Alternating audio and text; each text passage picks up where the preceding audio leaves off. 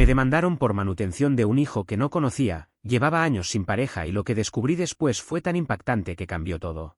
Recibí una citación por manutención infantil. Lo que no esperaba era que me culparan de ser padre de un niño que ni siquiera conocía. Llevo 3 años sin pareja, sin citas y sin ningún tipo de relación. Pero esa mañana de martes, de esas que parecen inofensivas, me llegó un sobre azul que me revolvió el estómago. Dentro, una citación de un tribunal de familia, una demanda por manutención de un menor. La peticionaria, Camila Rivas. Nunca en mi vida había escuchado ese nombre. Por unos segundos pensé que era una broma pesada o un error administrativo. Abrí un grupo de chat con mis amigos, les mandé una foto del documento, y como era de esperarse, empezaron las respuestas llenas de sarcasmo. Felicidades, papá, al menos podrás deducirlo de impuestos, deberías haber puesto mejor defensa. Yo respondí en el mismo tono, fingiendo tranquilidad. Pero en el fondo, mi mente ya empezaba a recordar un detalle que había guardado en algún rincón olvidado. 3 años atrás, había sido donante anónimo de esperma en una clínica de fertilidad en Manhattan. Firmé todos los documentos, marqué cada casilla, y cumplí con cada requisito. No lo hice por necesidad económica, aunque admito que la compensación me alcanzó para un juego nuevo de neumáticos, sino porque un proceso de fertilización in vitro que vivió mi prima me hizo entender lo importante que es ese gesto para muchas personas. Llamé de inmediato a la clínica. Me aseguraron que la confidencialidad era absoluta, que jamás revelarían la identidad de un donante y que, si lo necesitaba, podían entregarme una carta oficial que confirmara esa política. Esa noche dormí tranquilo, convencido de que todo se aclararía en cuestión de minutos ante un juez. Escaneé la citación, la guardé en una carpeta llamada corte y revisé mis papeles del banco por inercia, como si eso ayudara a prepararme para lo que vendría. También busqué los documentos originales de la donación, los subrayé con marcador y anoté cada fecha y detalle importante. No era solo un sentimiento, era un contrato. Días después, me presenté ante el tribunal con mi abogada, Verónica. Ella tiene esa mezcla perfecta de cortesía y firmeza que convierte cada palabra en un golpe calculado. Revisamos la petición juntos. Básicamente, Camila alegaba que nos habíamos conocido una noche en un bar, que habíamos tenido algo pasajero, que luego la había ignorado y que ahora quería que nuestro hijo conociera a su padre. Cuando el juez llamó el caso, una mujer que nunca había visto se levantó. Rondaba los 30 y tantos, llevaba un blazer impecable y esa postura ensayada de quien quiere parecer vulnerable. Cuando nuestros ojos se cruzaron, soltó un suspiro dramático, como si estuviéramos protagonizando una escena de película romántica. Empezó a relatar que nos habíamos conocido en un bar en el East Village hace 3 veranos, que yo le había dicho que no buscaba nada serio, que ella quedó embarazada y que desaparecí. Mientras hablaba, una lágrima perfectamente calculada se deslizó por su mejilla. El juez me miró. Respondí solo lo que se me preguntó. No tengo idea de quién es esta mujer, dije. No bebo, no he tenido pareja desde 2022 y hace 3 años firmé un contrato de donante anónimo en Manhattan Reproductive Medicine. Si soy el padre biológico de ese niño, fue a través de la clínica, no de un encuentro casual con Camila Rivas. Ella abrió los ojos como si esperara un momento cinematográfico entre nosotros. Me dijiste que no eras de relaciones, susurró. Ordenaremos una prueba genética, dijo el juez con calma. Verónica se inclinó hacia mí y murmuró, aquí se termina la novela. Camila me sonrió como si creyera que ese instante era nuestro reencuentro. Yo solo aclaré la garganta. No sé qué historia tienes en tu cabeza, pero nunca nos hemos visto antes. Nicolás, claro que sí, insistió. Esa noche en el bar, con esa chaqueta de cuero que usabas. Nunca he tenido una chaqueta de cuero. Su expresión fue de desconcierto fingido. Estás asustado, pero no pasa nada. Tenemos un hijo. Somos una familia. La abogada me miraba como si quisiera prenderle fuego con la mente. La mujer repetía con dulzura forzada que yo solo estaba negando la realidad. El ambiente se volvió denso y absurdo. Mientras en el pasillo se escuchaba la fotocopiadora y un guardia bostezaba, yo entendí que esto no era un error que se arreglaría con una simple firma. Nos hicieron la prueba de ADN. 10 segundos de hisopo. Meses de espera. Días después reuní a mis padres y a mi hermana para explicarles lo ocurrido. Ingenuamente pensé que me apoyarían sin dudar. Apenas terminé de relatar que una desconocida me acusaba de ser padre de su hijo, mi madre dejó su taza sobre la mesa como si le hubiese ofendido personalmente. Nicolás, te enseñamos a ser responsable, dijo con frialdad. Si fuiste imprudente, reconócelo. No fui imprudente. Respondí conteniéndome. Ni siquiera estuve allí. He estado soltero por 3 años. Mi padre se recostó en la silla con esa expresión clásica de estoy profundamente decepcionado, pero no aportaré nada útil. Daniela, mi hermana, Cruzó los brazos con tanta fuerza que parecía que no volvería a soltarlos. ¿Eres consciente de lo difícil que es para una mujer dar un paso así? Dijo con tono acusador. Ahora ella está sola, criando a un hijo y tratando de hacer lo correcto. Daniela, lo que intenta hacer es muy valiente, pero con un hijo que no es mío, respondí conteniéndome. Es bastante atrevido que haya decidido señalarme de la nada. Ella arqueó una ceja, como si mi incredulidad fuera prueba de mi culpabilidad. O tal vez simplemente no quieres admitirlo porque no encaja con tu estilo de vida. ¿Mi estilo de vida? Reí con amargura. Trabajo, compro comida triste y me quedo dormido viendo documentales en YouTube. Dime, ¿en qué parte de eso encaja un hijo secreto? Mamá soltó un suspiro pesado. Ella trajo al bebé ayer. Tiene tus ojos. Sentí como se me atragantaba el aire. ¿Estás diciendo que vino con el bebé a su casa? Papá asintió con tranquilidad, como si eso resolviera todo. Sí, parecía un buen niño. Estaba usando a mi propia familia como testigos de carácter en mi contra. Increíble. Daniela resopló. Sinceramente, Nicolás, tienes un patrón de evitar tus responsabilidades. Parpadeé incrédulo. Daniela, una vez te transferí $28 por tu cumpleaños cuando solo tenía 30 en mi cuenta. Olvidaste el mío el año pasado, y, sorpresa, tampoco era padre entonces. El silencio fue inmediato. Mi familia me miraba como si ya me hubieran declarado culpable y lo único que esperaban era mi confesión. Me levanté. Perfecto. Ya sé que si algún día me acusan de asesinato, ustedes serán los primeros en entregarle mis fotos de bebé a la policía. Mamá murmuró algo sobre cómo las consecuencias siempre llegan. Papá simplemente tomó el control remoto, como si no acabáramos de tener un juicio sin defensa. Salir de esa casa fue como abandonar un tribunal que jamás escuchó las pruebas. Ellos querían una confesión. Yo necesitaba un registro.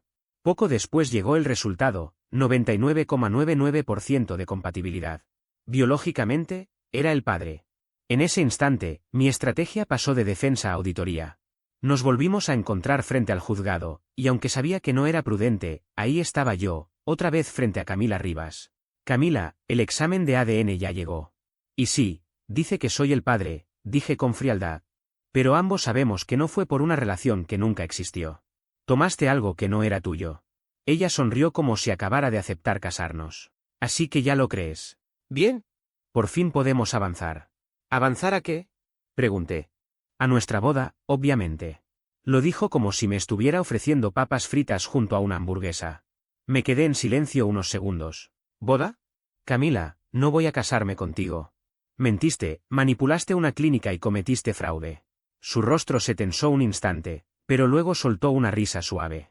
Ay, Nicolás, siempre haces chistes cuando estás asustado. Es adorable. No estoy bromeando. Estás completamente desequilibrada. Ya lo verás, susurró. Tu familia ya sabe lo que es correcto. Tu mamá me dijo que me ayudaría a elegir el vestido. Me quedé helado. ¿Qué dijiste? Le encanta el bebé. Tu hermana dijo que será la tía que él merece.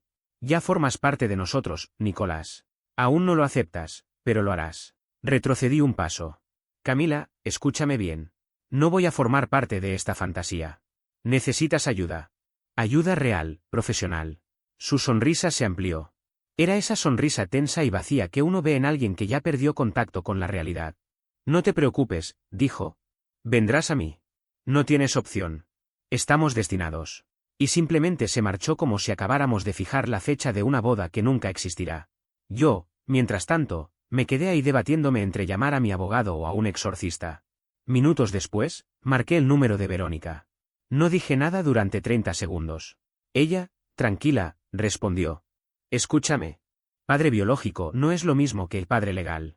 Si la concepción fue mediante una clínica acreditada bajo la Ley de Seguridad Parental de Nueva York, los donantes no tienen obligaciones legales. Solo habría responsabilidad si hubo una relación sexual, cosa que ella asegura. Vamos a litigar. No te hundas. Pero ya era tarde. Mi familia había dictado sentencia en el chat grupal sin esperar ninguna investigación. Daniela escribió un párrafo completo sobre que no se puede huir de la verdad y que ese niño existe. Mamá insistió en que hiciera lo correcto. Papá lanzó un lacónico: los hombres enfrentan sus errores. Mi tía, como si todo se arreglara con fe, mandó un versículo bíblico. Intenté explicarles el tema del donante, pero ellos solo dijeron que me estaba escondiendo detrás de papeles. Papeles que, por cierto, son las leyes que determinan quién es padre y quién no. Cada vez que cerraba los ojos, veía la sonrisa de Camila, esa sonrisa serena de alguien que ya eligió hasta los colores de la boda. Entonces, llegó una llamada que cambió todo. Número desconocido. No contesté. Luego, un mensaje. Soy Javiera, la ex mejor amiga de Camila. Necesito limpiar mi conciencia. Llámame, por favor. Antes de devolverle la llamada, hice lo básico, busqué el número, comprobé el código de área y lo vinculé a un apellido que coincidía con una amiga etiquetada en fotos antiguas de Camila. Revisé su perfil hasta que me dolió el pulgar, ahí estaba Javiera en muchas fotos, y de pronto, desaparecía. Algo había pasado entre ellas. La llamé. Nueva York es un estado de consentimiento de una sola parte, pero ni siquiera hizo falta. Estaba dispuesta a soltarlo todo. Camila nunca estuvo contigo, dijo Javiera sin rodeos. Compró viales en Manhattan Reproductive Medicine. Usó tu número de donante, y después de que nació el bebé, te rastreó con 23 and Me Ancestry. Filtró por parientes, encontró a tu primo, el muy ingenuo usó su nombre real, y de ahí te ubicó en Facebook y LinkedIn. Desde que vio tu perfil de donante, se obsesionó contigo. Quería tener un hijo tuyo, y tu dinero. Dijo que los hombres no asumen responsabilidades si no se les obliga. Me contó que fingiría que la dejaste embarazada y que ensayó su llanto frente al espejo. Me quedé helado. Recordé cuando, hace 2 años, hice esa prueba genética en Black Friday, por impulso. Nunca imaginé que ese simple clic terminaría aquí. Nunca imaginé que una simple prueba de ADN para averiguar si tenía un 2% de sangre vikinga terminaría convirtiéndose en una pesadilla legal. Lo que debía ser una simple curiosidad se transformó en una especie de mapa genético que llevó a una persona completamente desequilibrada directo hasta mi puerta. Gran idea. 5 estrellas. Recomendado a absolutamente nadie. Tuve que detener el auto de golpe, como si algo dentro de mí se hubiese desconectado. ¿Por qué me estás contando esto justo ahora?, pregunté. Javiera, con la voz temblorosa, me dijo. Porque me cortó toda comunicación cuando empecé a hacerle preguntas. Su historia cambia cada vez y, además, no está cuidando bien al bebé. Lo deja solo en el cochecito en el pasillo mientras recibe visitas. Le da la mamadera mal puesta, y en las fotos se ve que lo sienta en la silla del auto con las correas flojas. Ya se lo dije, y me bloqueó. No respondí con gratitud ni con drama, solo con estrategia. ¿Podrías poner todo eso por escrito? Capturas, mensajes, cualquier cosa que pueda usarse como evidencia. Me dijo que sí y, 1 hora después, ya tenía un enlace de Dropbox con todo. Las capturas hablan más fuerte que cualquier discurso. Mientras los archivos se subían, abrí el bloc de notas de mi teléfono y escribí el título, Reality Check. Debajo, 4 puntos. Llamar a Verónica. Respaldar todo 2 veces. Dejar de contarle cosas personales a mi familia. No responderle a Camila Rivas sin importar lo que mande. Silencié la mitad de mis notificaciones y desactivé los recibos de lectura como si estuviera protegiendo mi teléfono bajo un programa de testigos. Lo abrí como si fuera un artefacto explosivo.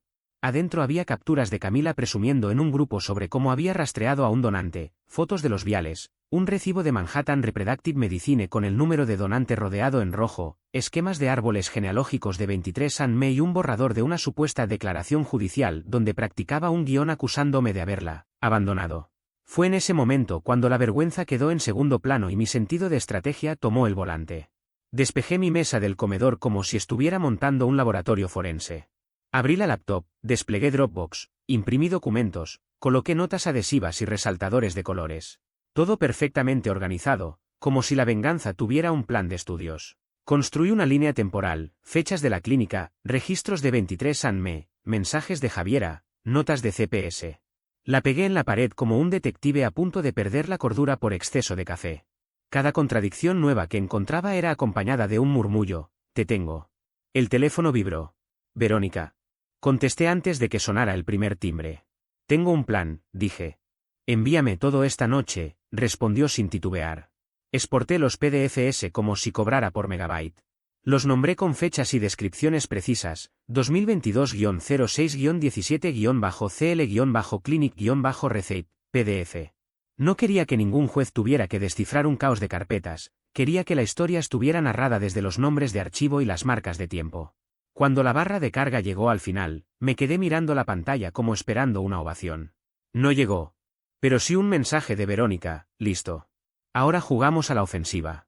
El plan fue claro desde el principio, asegurar los registros de la clínica sin violar reglas de anonimato ni leyes de privacidad, exponer el fraude en el Tribunal de Familia, y además presentar una demanda civil por fraude, abuso del proceso e inflicción intencional de daño emocional. También solicitaríamos sanciones y honorarios legales, además de una orden de protección. No por venganza, sino porque un niño merece un adulto que al menos sepa cómo abrochar correctamente un cinturón de seguridad.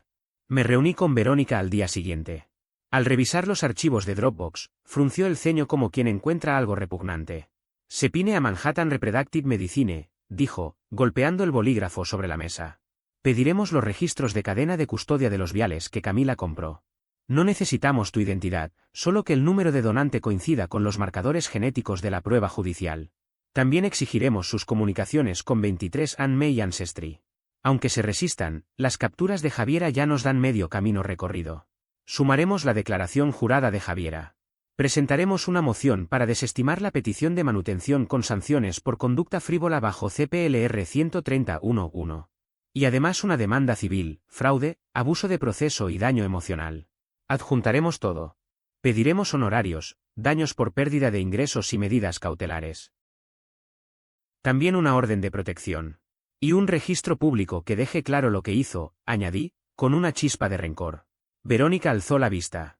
Nosotros no hacemos vendetas. Hacemos hechos. Y los hechos hablan más fuerte. Presentamos todo. La citación a la clínica era quirúrgica, documentos suficientes para demostrar el número de donante asociado a viales adquiridos por Camila Rivas en las fechas indicadas, y una declaración del custodio de registros que confirme que dicho número coincide con los marcadores genéticos identificados en la prueba de paternidad ordenada por el tribunal. No solicitamos mi nombre. No lo necesitábamos. Ya teníamos las pruebas genéticas. Primero la citación, luego el argumento. La espera entre que se entrega una citación y se recibe respuesta es un deporte aparte. Los días se alargan. Empiezas a narrar tu propia vida como si fueras parte de una serie judicial. 2 y 2, revisión de correo. 2 y 15, sin respuesta. 3 y 37, refrescar otra vez. En el trabajo solo dije que estaba lidiando con un asunto familiar. No mentí. Simplemente evité los detalles. Cada correo de Verónica llegaba como un golpe de precisión, la clínica cumplirá. Declaración redactada. Audiencia programada. Cada frase apretaba más las piezas de mi defensa. Y la clínica cumplió. Entregó una declaración sellada confirmando que el número de donante en la factura de Camila coincidía con los marcadores de mi prueba de paternidad. Incluyó además una copia del acuerdo que firmé en 2022, el donante renuncia a cualquier derecho o responsabilidad parental, y la receptora renuncia a cualquier reclamo sobre su identidad. También se señalaba la legislación del Estado de Nueva York que protege la identidad de donantes en procedimientos realizados en clínicas certificadas. No revelaron mi nombre. No hacía falta. Habían derribado la primera y más grande ficha del dominó. La declaración de la clínica alineó cada pieza como un engranaje. El camino legal estaba trazado.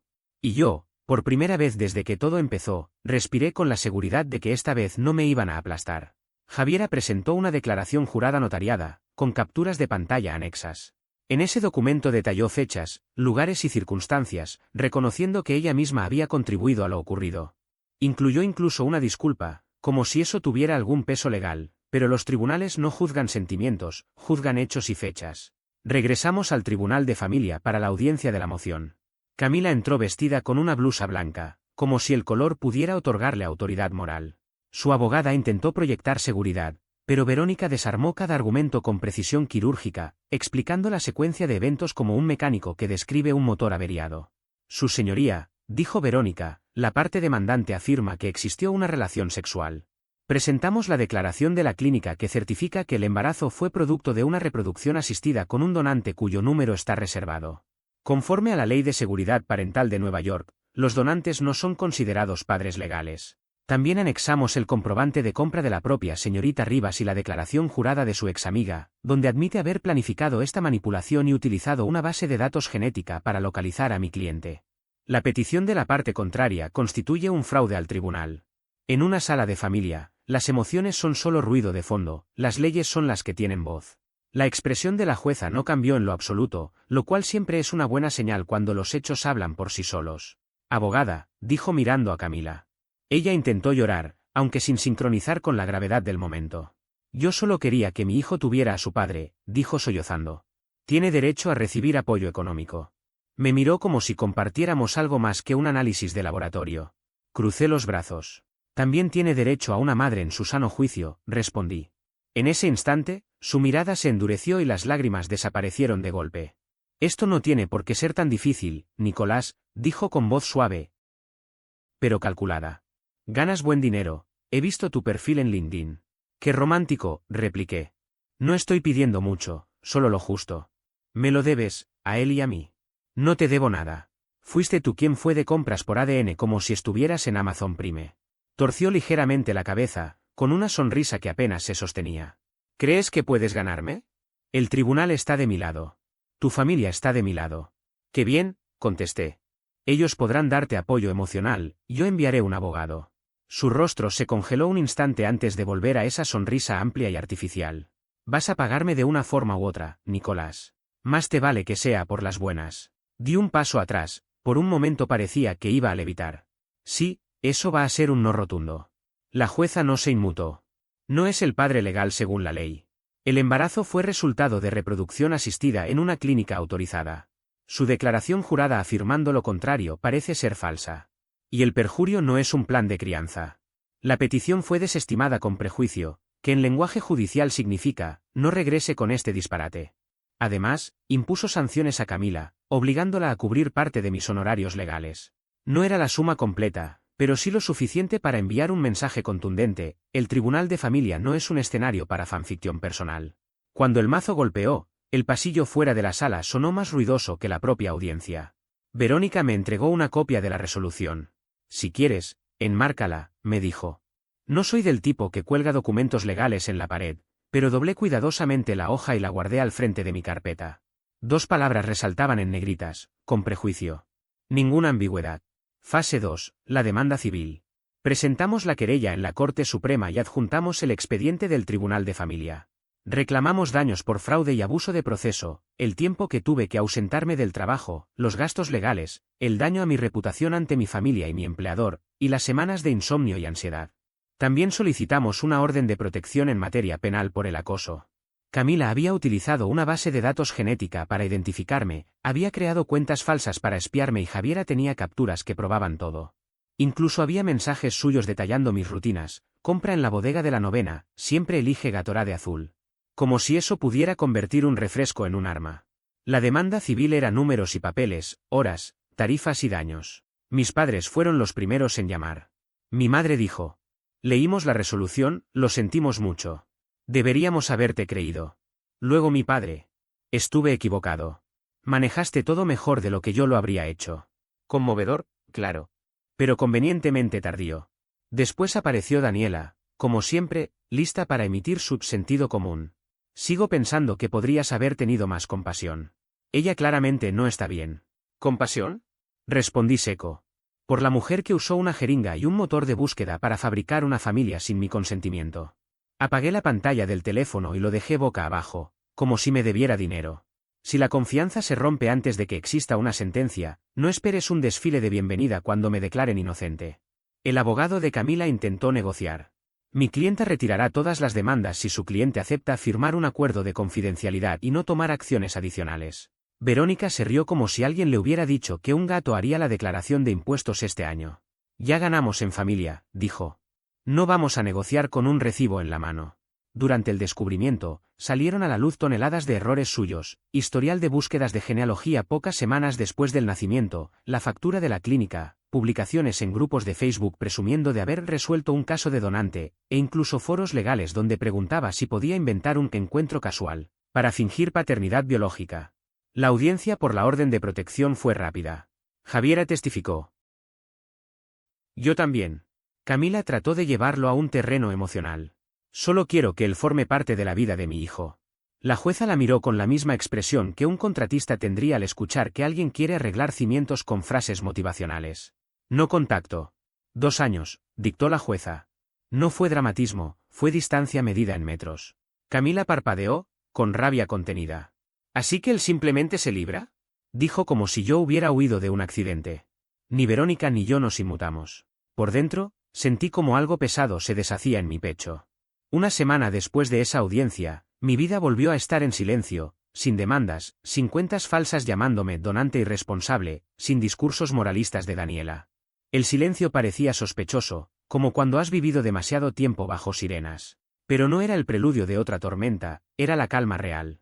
Volví a trabajar, Retomé el gimnasio con más intensidad y hasta empecé a comprar comida que no viniera en paquetes familiares, porque vivo solo y las matemáticas existen. Durante 3 noches dormí como alguien que no está siendo arrastrado a un juicio. Para la cuarta, incluso hice planes con amigos que no incluían la frase «si no estoy en la corte». Pero la tranquilidad tiene enemigos. Un viernes por la noche, mientras Matías, Ignacio y yo compartíamos una pizza viendo una película llena de explosiones y pocos diálogos, alguien comenzó a golpear mi puerta como si quisiera desalojarla. Ignacio bajó el volumen. «¿Esperas visita de Karma?» bromeó. Miré por la mirilla, Camila. Sin el niño. Solo una botella de vino, un bolso, y el rostro manchado de rímel y soberbia. Apenas escuché los golpes en la puerta, mi primer impulso fue quedarme inmóvil. Era tarde, las luces de la casa estaban tenues y afuera no se escuchaba nada más que el zumbido del viento nocturno contra la cerca. Me acerqué despacio, sin encender las luces del pasillo, y abrí la puerta solo un poco, dejando un espacio estrecho. Al otro lado estaba Javiera, tambaleándose, con el maquillaje corrido y los ojos vidriosos. El olor a alcohol era tan fuerte que se colaba por el marco. «¿Qué demonios haces aquí?», pregunté, sin molestia fingida. Era sorpresa mezclada con un cansancio que venía acumulando desde hacía meses. Ella apoyó una mano temblorosa en el marco de la puerta. «¿Tú de verdad crees que esto terminó?», soltó con la voz arrastrada, casi convertida en un murmullo ebrio. «No puedes simplemente darme dinero, fingir que ya me solucionaste como si fuera una mancha que se borra y desaparecer». Su respiración era pesada. Su cabello, antes perfectamente peinado en cada audiencia, estaba desordenado y pegajoso. Yo la observaba en silencio, evaluando cada detalle. No era la primera vez que irrumpía así, pero sí la primera después de un acuerdo judicial de no contacto. «Apareces sola, borracha y en mi casa después de una orden judicial que te prohíbe acercarte», respondí en tono firme. «Así que sí, diría que ya pasamos de arreglar las cosas a estar oficialmente en «lárgate de mi propiedad». Matías, que estaba a unos pasos detrás de mí, se cruzó de brazos sin decir nada al principio. Tenía esa expresión relajada que usaba cuando sabía que no debía intervenir, pero estaba listo para hacerlo si la situación escalaba. «¿Quieres que te sirva una bebida o prefieres que llame a la policía y te ganes un cargo por allanamiento?», dijo finalmente, con ironía helada. Los ojos de Camila Rivas, porque ya no era Hannah en mi cabeza, era simplemente alguien que cruzó demasiadas líneas, se movieron rápido de Matías a Ignacio, que ya tenía el celular en la mano, con el pulgar suspendido sobre la pantalla. «¿Les parece gracioso esto?», escupió con rabia. «Él me debe. Arruinó mi vida. Me debe más que ese estúpido cheque». «Tú mentiste en el tribunal», respondí despacio, como si estuviera enumerando una lista. «Seguiste a un donante, fingiste una relación que jamás existió, usaste a un niño como herramienta, y ni siquiera está aquí ahora. Yo no te debo nada. Eres tú quien le debe al juez una disculpa y, francamente, un examen psiquiátrico». Javiera dio un paso adelante, tambaleándose, y me apuntó con un dedo rígido como si me estuviera dictando sentencia. «¿Crees que ganaste? ¿Crees que esto se acabó?». Ignacio levantó su teléfono un poco más. «Perfecto. ¿Vas a irte por tu cuenta o dejo que el 911 escuche tu monólogo en vivo?». Camila parpadeó varias veces. Por un instante pareció recuperar un poco de sobriedad. Luego sonrió con superioridad fingida. «No pueden hacerme nada. No he hecho nada ilegal». Matías se rió por lo bajo y replicó. «Entonces claramente nunca leíste tu propia orden de restricción». Su sonrisa se desvaneció como si le hubieran cerrado una puerta en la cara. Minutos después, una patrulla se estacionó frente a la casa. 2 oficiales bajaron, hablaron con ella un rato mientras ella intentaba torcer la historia, presentándose como una víctima romántica en un drama mal escrito. Pero no coló.